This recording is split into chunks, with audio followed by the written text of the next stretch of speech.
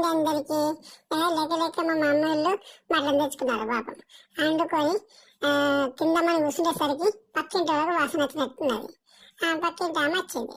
వచ్చి ఏ అమ్మ మంచిగా ఉన్నారా అనుకుంటూ వచ్చింది. మా అమ్మ మంచిగా ఉన్నారా, మా మంచిగా ఉన్నామన్నది. మా అమ్మ అన్నది కూర ఎత్తా అన్నది.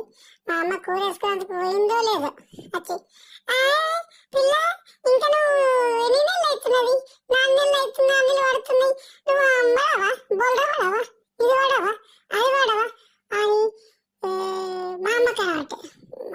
నాకు కలిసింది. నీ ఎక్కడ దీనికి చూపించాలని బాత్తమని బోల్డబడి అట్టే చూసింది.